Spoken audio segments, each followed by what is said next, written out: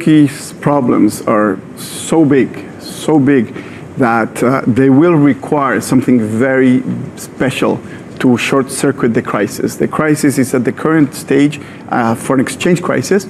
It will most likely mutate. It has the possibility of mutating into a credit crisis. Turkish corporations are heavily indebted in dollars. The central bank has the lowest level of net international reserves of all emerging markets. They have a very large current account deficit. That is, they need significant amount of funding from abroad just to stay in terms of spending where the economy is right now. And all of these things are hitting them together, in addition to the political crisis, a fight with Trump.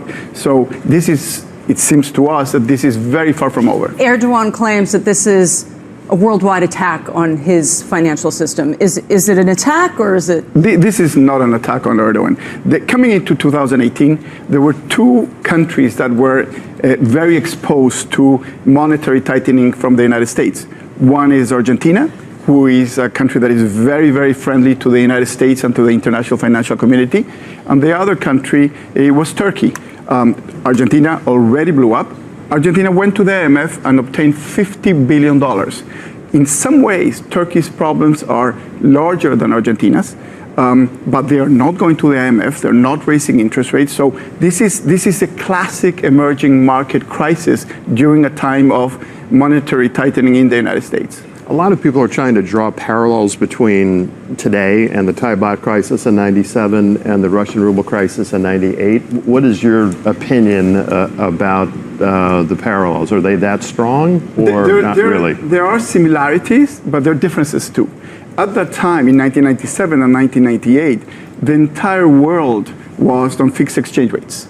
And today, essentially, the entire emerging markets has floating exchange rates. So what you're going to see as the Turkish crisis continues to unfold, you're going to see especially weakness in emerging market currencies that are floating.